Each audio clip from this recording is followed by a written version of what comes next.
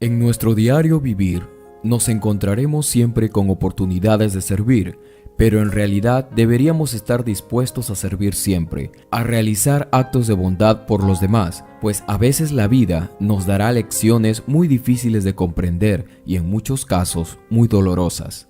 En la clínica de un famoso cirujano cardiólogo, entra la secretaria al consultorio de este y le anuncia que un viejito muy pobre deseaba consultarle. Y seguido de esto agregó que venía recomendado por un amigo suyo, un médico del hospital público. El médico le dice que lo atenderá una vez que haya atendido a todos los clientes con órdenes médicas. Después de casi 3 horas de espera, el médico recibe al anciano y éste le explica la razón de su visita. El médico del hospital público me ha enviado a usted, porque únicamente un médico de su prestigio podría solucionar mi problema que tengo en el corazón. En su clínica poseen equipos suficientes como para llevar a cabo esta operación. Quisiera que dentro de su bondad y sabiduría pueda prepararme y realizarme esta operación. El médico ve los estudios y coincide con el colega del hospital público. Pues sí, mi estimado amigo, le dice a aquel anciano, quien lo observa con una mirada y actitud de humildad y súplica. Tenemos todos los equipos y los profesionales para realizar esta operación, la cual es muy riesgosa, por cierto, y delicada. Entonces le pregunta al viejito con qué obra social se haría operar o cómo sería la modalidad de pago de dicha intervención. El anciano, algo temeroso, que conservaba su inocencia, tiernamente le explica: ahí está el problema, doctor. Yo no tengo obra social y tampoco dinero. Como verá usted, soy pobre y para peor, sin familia. No he tenido una buena vida. Milagrosamente hablé con el médico amigo suyo, y pues por eso estoy aquí.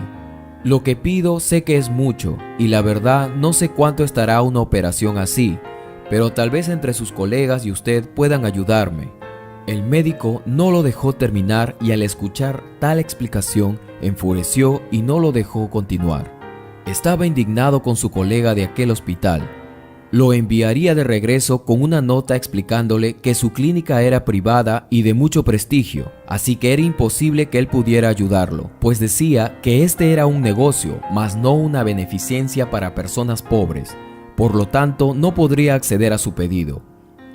Al terminar de escribir la nota para su colega, aún pensaba que él había estudiado y trabajado duro estos años para instalar su clínica y ganar el prestigio y los bienes que tenía. Cuando el anciano se retiró, el médico se percató que éste había olvidado una carpeta con unas poesías y una frase suelta que le llamó mucho la atención.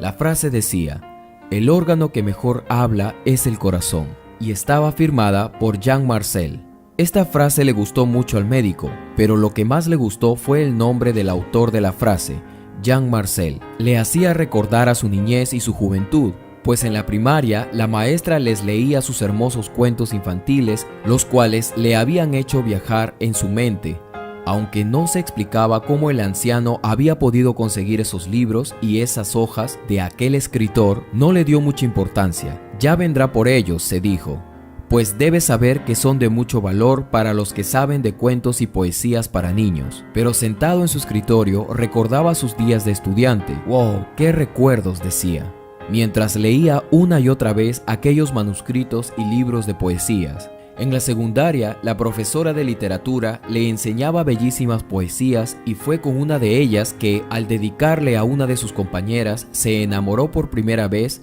y ella fue su primera novia. ¿Cómo olvidar todo eso si fue parte de lo mejor de su infancia?, se decía. A la semana siguiente, al finalizar la jornada, el día había sido muy bueno y también agotador. Se había batido un récord de operaciones en su clínica, más de 18 operaciones en el día, en simultáneo, y con esto también su prestigio estaba creciendo.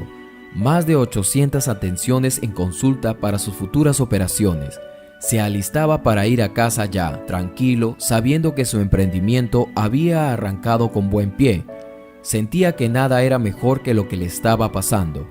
La secretaria entró al consultorio con el periódico del día y compungida le dijo al médico: ¿se enteró, doctor? Hoy encontraron muerto a Jean Marcel en un banco de la plaza. Tenía 88 años el pobre.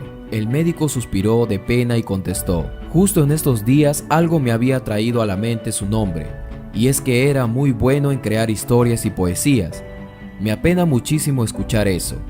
Hombres como él no deberían morir nunca. Que Dios lo tenga en paz. Me hubiera gustado conocerlo al menos para decirle que gracias a él soy lo que soy, pues desde pequeño sus historias me incentivaron a lograr mis sueños. La secretaria quedó anonadada al escuchar tales palabras y también muy seria le dijo: ¿pero cómo? ¿No lo recuerda? Esto le decía a la secretaria mientras le mostraba las fotografías del periódico. El médico no podía ver lo que ella le mostraba, pues miraba en el monitor de su computadora cómo su negocio había crecido tanto. Estaba contando el dinero que había entrado en su primer mes de atención. Entonces le volvió a repetir que en el periódico estaba la foto de aquel hombre y agregó: «Doctor, pero si yo lo recibí y lo hice entrar a su consultorio la semana pasada. Era el pobre viejito que vino a consultarle, ¿no lo recuerda? Era un conocido escritor, solitario y bohemio. No tenía parientes y creo que no le estaba yendo muy bien los últimos días que digamos». El médico no la dejó terminar y por un momento contuvo la respiración. Le pidió que se retire y sentándose nuevamente buscó los manuscritos y los libros que aquel viejito había olvidado. Parecía haber sido un regalo, pues para él en su vida aquellas obras no habían tenido valor calculable. Miró luego a su alrededor y cruzó los brazos. Entonces se echó a llorar como un niño, como el niño que llevaba escondido en su alma. No entendía cómo había sido capaz de no reconocerlo y haberlo tratado así.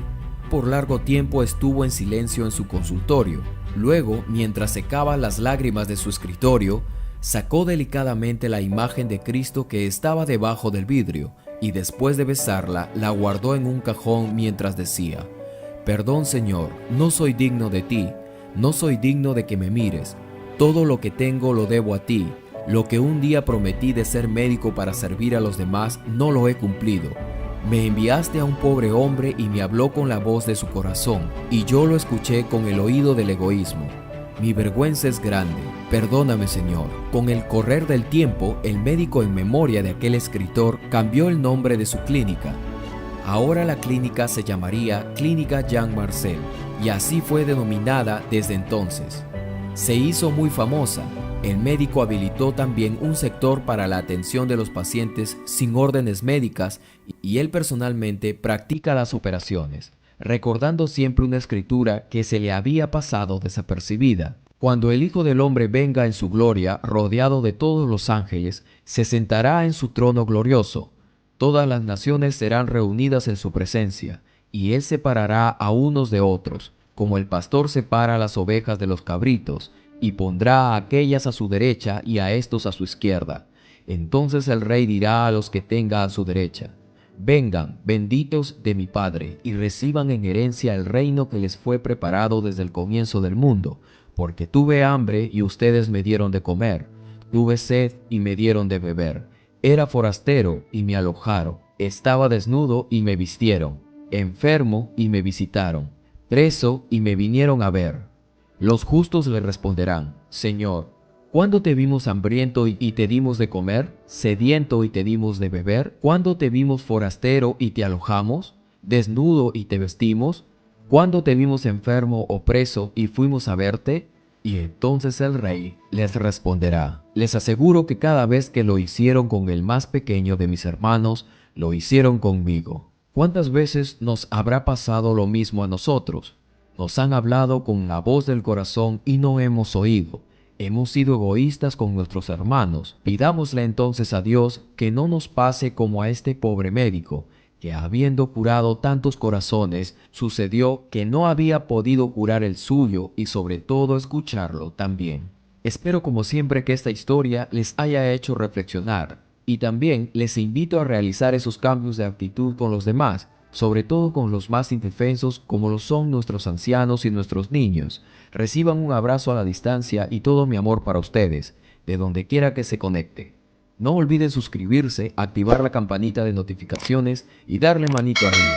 Soy su amigo y servidor Carlos Matthews, y si logras encontrar el corazón de la historia, házmelo saber dejándome aquí abajo un comentario. Yo a cambio te regalaré un corazón. Nos vemos hasta la próxima historia.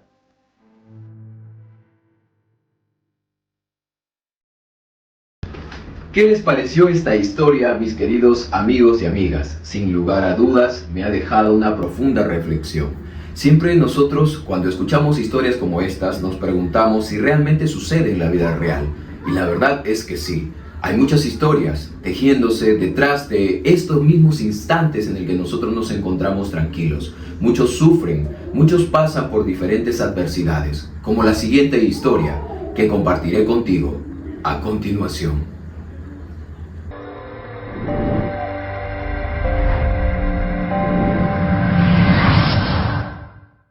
Dicen que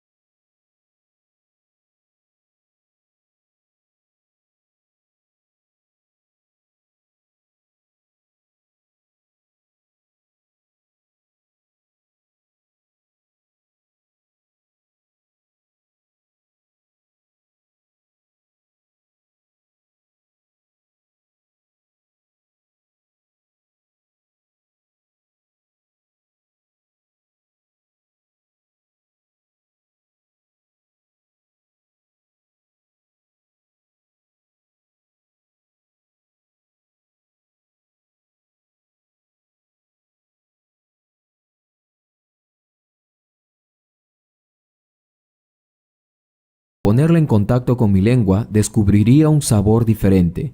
Ella al escucharme sintió alivio y me dio un beso en la frente. Fingí también ese día acabármela toda. A duras penas le di 2 sorbos.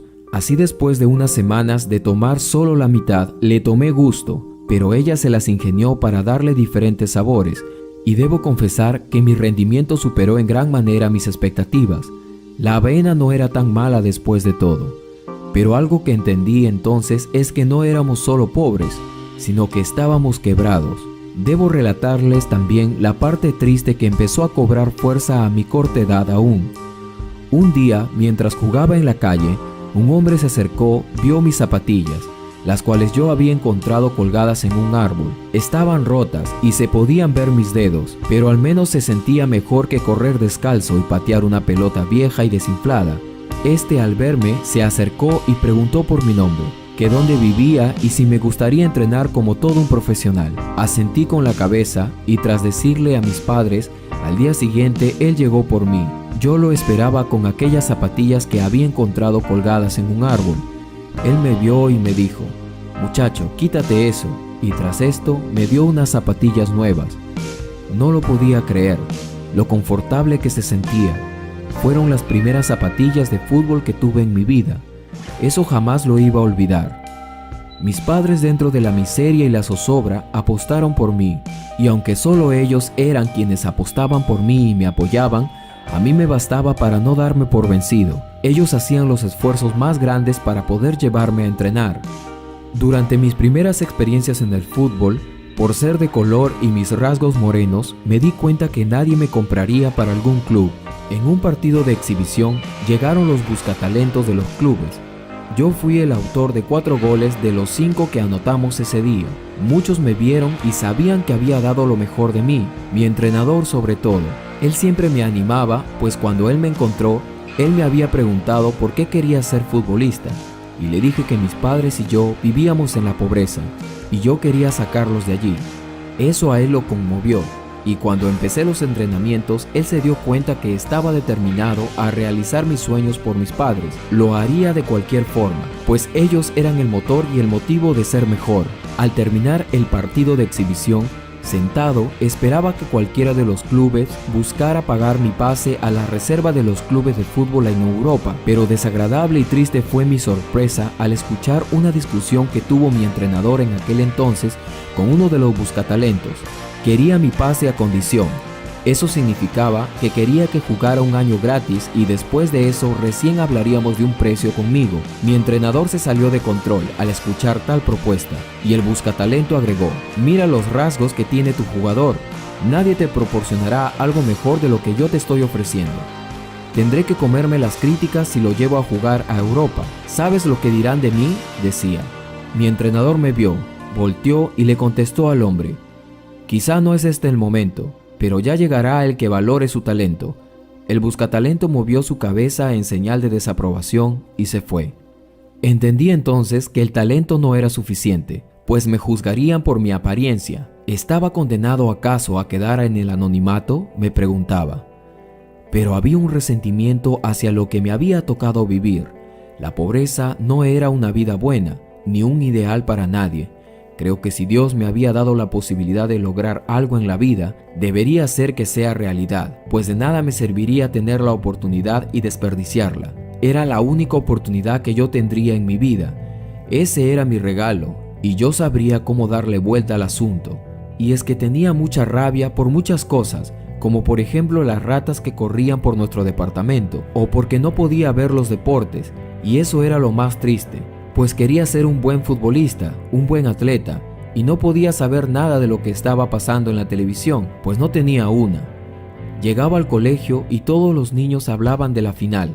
Yo no tenía ni idea de lo que había pasado. Todo el mundo hablaba de la volea de Zidane, un futbolista quien en ese momento era la sensación. Yo hacía como que sabía de lo que hablaban, con tal de quedar bien ante los padres de mis compañeros, quienes me miraban mal por mis características y condición. Un día le pregunté a mi padre, ¿con qué edad sería ideal debutar en el fútbol? Y él, por decirme una edad cualquiera, me dijo que a los 16, y yo no paré hasta lograrlo desde ese momento. Pues hasta ese entonces la idea de no ser contratado por ningún club me agobiaba. Tenía ya 14 años y siempre era la misma historia. Una mañana, cuando era ya mi cumpleaños número 15, el hombre que me había sacado de las polvorientas calles y me había comprado mis primeras zapatillas de fútbol me dijo: Lukaku, lo conseguí. Mañana me transferirán el dinero de tu compra. Salté de emoción. Por fin, me decía, por fin. Me abrazó y yo lo abracé. Ese hombre jamás se dio por vencido tampoco, a pesar de las muchas puertas que le cerraron al proponerme como un jugador. Él seguía insistiendo en hablar con alguien que esté interesado en que juegue, y así lo había conseguido. La felicidad era desbordante y mis ganas de que mamá y papá lo sepan me superaban. Gracias, gracias, le decía mientras me alejaba de aquel hombre, mi entrenador. Llegaría como suplente y estaría en las bancas aún. Pero el dinero había llegado en el momento preciso. El día antes de irme a Europa, me senté con papá a cenar. Aún tenía mi madre el recuerdo de agregarle agua a la leche una vez más, pero la miré y le dije: mamá, ya no es necesario, y le señalaba una enorme pila de botellas de leche que yo había comprado. Sírveme una jarra solo para mí, le dije, y sonreímos después de eso. Así la despedida llegó. Surqué los cielos hacia Europa. dejando a mi padre con el dinero suficiente. Mi entrenador me abrazó y lloró como un niño en el aeropuerto. «No olvides quién eres, hijo», me dijo, «y ve con Dios».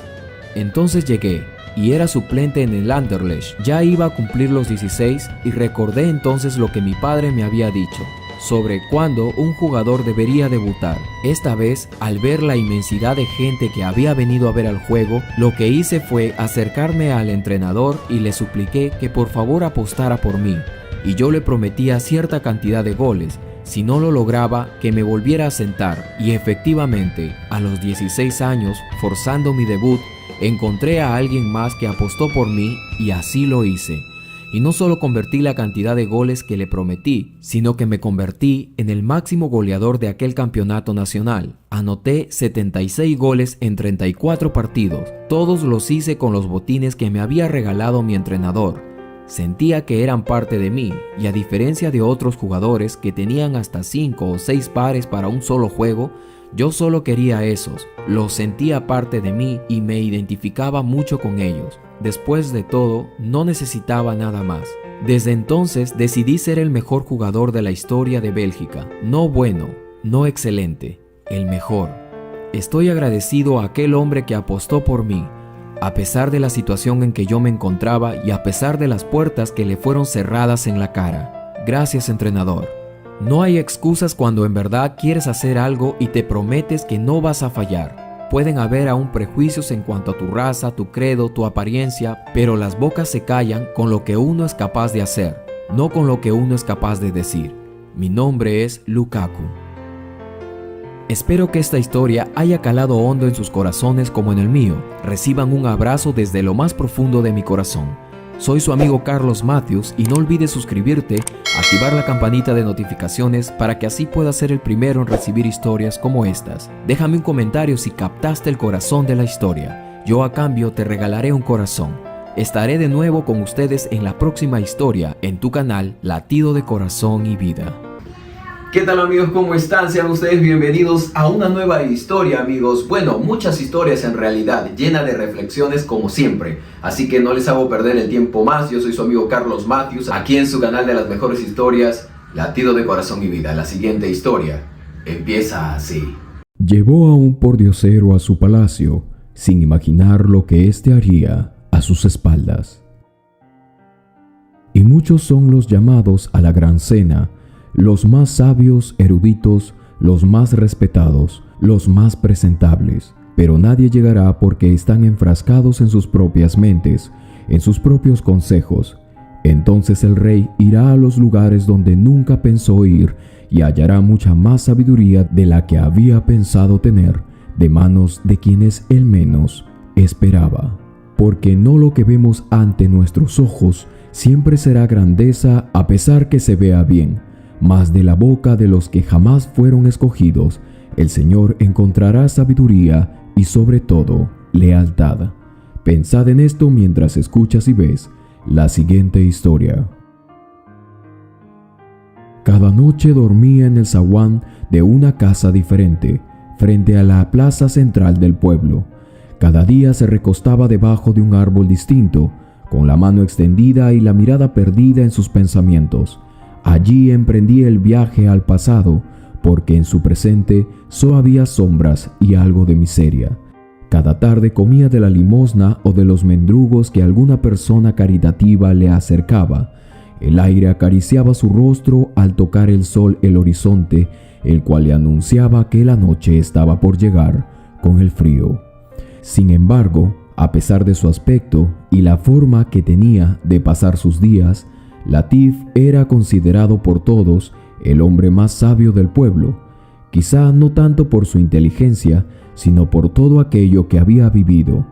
Había tenido una trayectoria y muchos, hasta el hombre más honrado del pueblo, estaría por conocer y probar de su sabiduría. Pero un día todo cambiaría para él, pues una mañana soleada, el rey en persona le apareció frente a la plaza. Rodeado de guardias, caminaba entre los puestos de frutas y baratijas buscando nada. Simplemente había descendido de su trono harto de resolver problemas y harto también por dejar muchos sin resolver. Allí iba ahora riéndose de los mercaderes y de los compradores, cuando, sin que él se lo esperara, casi tropezó con Latif, quien dormía a la sombra de una encina. Y mientras esto ocurría, alguien, quien caminaba con él, le contó que estaba frente al hombre más pobre de sus súbditos, pero también frente a uno de los hombres más respetados por su sabiduría, y aunque sonaba algo contraproducente para el rey, pues hasta el momento él había creído que ser sabio le conducía a un hombre a una buena vida, se dejó llevar entonces por la curiosidad y seguido de esto se le acercó y le dijo: «Si me contestas una pregunta, te doy esta moneda de oro». Latif lo miró casi despectivamente, incluso restándole importancia a que era el soberano quien le hablaba, y le dijo: «Puedes quedarte con tu moneda de oro. ¿Para qué la querría yo? Yo vivo bien y tranquilo, pero veo que tú no mucho a pesar de tener poder y el dinero que te rodea». Pero a pesar de que sus presentaciones no le fueron agradables, simplemente asintió con la cabeza y atinó a decir: «¿Cuál es tu pregunta, mi querido rey?». Y el rey entonces se sintió desafiado por la respuesta y en lugar de una pregunta banal, se despachó con una cuestión que hacía días lo angustiaba y que no podía resolver. Un problema de bienes y recursos que sus analistas no habían podido solucionar. Y entonces dijo: «Si tengo que construir un castillo donde se producirá alimentos, se almacenarán estos también, y al mismo tiempo un refugio para pordioseros y mendigos, ¿qué me sería más sabio construir, sabiendo que solo tengo gente para construir uno a la vez, al igual que el material? ¿Qué harías tú, mi querido amigo?», consultó el rey. En ese momento, todos sus asesores y analistas prestaron atención y agudizaron sus oídos esperando la respuesta de Latif. Latif entonces tomó aire y, observándolo directamente a los ojos y desafiante, le respondió: «Si yo tuviera un solo terreno, un solo grupo de obreros y una sola cantidad de materiales, construiría un castillo donde se almacenaran los alimentos, se producirían los alimentos y al mismo tiempo se reuniría a todos los pordioseros y mendigos para que trabajasen allí. Pues supongo que será necesario para que ese alimento sea llevado por alguien y al mismo tiempo procesado por alguien. Es lo que muchos llamarían tener una sola flecha y dos pájaros que atravesar. En ese caso me pondría en un punto donde ambos objetivos se alinearan y así mataría a dos pájaros de un solo flechazo». Como era de esperarse, la respuesta de Latif impresionó en extremo al rey, al igual que a sus asesores y analistas. Nadie osó a decir ninguna palabra. El rey entonces se sorprendió, dejó su moneda a los pies del mendigo y siguió su camino por el mercado meditando. No dejaba de pensar en lo que este hombre hecho harapos le acababa de contestar. Al día siguiente, el rey volvió a aparecer en el mercado, pero ya no paseaba entre los mercaderes ni tampoco se burlaba de ellos. Se dirigió directamente a donde se encontraba Latif descansando, esta vez bajo un olivar. Otra vez el rey se puso enfrente y le hizo una pregunta, y otra vez Latif respondió rápida y sabiamente. El soberano volvió a sorprenderse de tanta lucidez. Con humildad ahora se quitó las sandalias y se sentó en el suelo frente a Latif, y ante el asombro de muchos que le acompañaban le dijo seriamente: «Latif, te necesito. Estoy agobiado por las decisiones que tomo como rey y las que aún me quedan por tomar. No quiero perjudicar a mi pueblo y tampoco ser un mal soberano. Te pido que vengas, te suplico que vengas al palacio y seas mi asesor y analista. Te prometo que no te faltará nada allí, que serás respetado y que podrás partir cuando tú lo desees. Por favor». Por compasión, por servicio o por sorpresa, el caso es que Latif, después de pensarlo unos minutos, aceptó la propuesta del rey. Esa misma tarde llegó Latif al palacio, en donde inmediatamente le fue asignado un lujoso cuarto en escasos 200 metros de la alcoba real.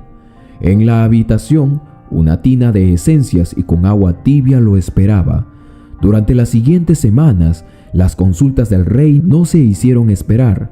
eran habituales y también las reuniones y largas conversaciones que éste tenía con Latif. Todos los días, a la mañana y a la tarde, el monarca mandaba llamar a su nuevo asesor para consultarle sobre los problemas del reino, sobre su propia vida o sobre sus dudas espirituales. Latif siempre contestaba con tanta claridad y precisión. A muchos le era sorprendente que el hombre recibiera tanta fluidez y tanta sabiduría y elocuencia al momento de hablar. El recién llegado ahora se transformó en el interlocutor favorito del rey.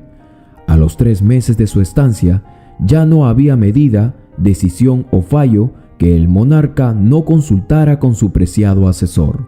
Obviamente, esto desencadenó los celos de todos los cortesanos que veían en el mendigo consultor ahora una amenaza para su propia influencia y un perjuicio para sus intereses materiales. Un día todos los demás asesores pidieron audiencia al rey. Muy circunspectos y con gravedad le dijeron: «Mi soberano y poderoso rey, no es de nuestra incumbencia este tema, de no ser que usted está involucrado». «¿Qué es lo que ha pasado?», preguntó el intrigado rey. «Pues resulta que tu amigo Latif, como tú le llamas, está conspirando derrocarte», contestaron casi al unísono sus principales asesores y analistas. Asombrado por la noticia e incrédulo rey, respondió: «No puede ser, no lo creo». Esto dijo mientras se tomaba la cabeza con algo de asombro y decepción. «Puedes confirmarlo con tus propios ojos», dijeron todos al darse cuenta que la noticia había causado dudas en el soberano. Cada tarde, a eso de las 5, Latif se escabulle del palacio hasta el ala sur y en un cuarto oculto se reúne a escondidas. No sabemos con quién. Le hemos preguntado a dónde iba. Algunas de estas tardes ha contestado con evasivas. Esa actitud terminó por alertarnos sobre su conspiración y sobre todo porque podría representar una amenaza a su reino, mi señor. Y diciéndole esto de esta forma, lograron quebrar la confianza que el soberano hasta ese momento había tenido por Latif. Entonces el rey se sintió defraudado y dolido, pero se determinó a que debería confirmar esas versiones. Esa tarde, a las 5, como él había recibido esta información, aguardaba oculto en el recodo de una escalera del palacio. Desde allí vio cómo, en efecto, Latif llegaba a la puerta, miraba hacia los lados y con la llave que colgaba en su cuello, abría la puerta de madera y se escabullía sigilosamente dentro del cuarto. «¿Lo veis?», gritaron los cortesanos. Seguido de su guardia personal, el monarca golpeó la puerta. «¿Quién es?», dijo Latif desde adentro. «Soy yo, el rey», dijo el soberano. «Ábreme». Latif abrió la puerta. No había nadie, salvo Latif.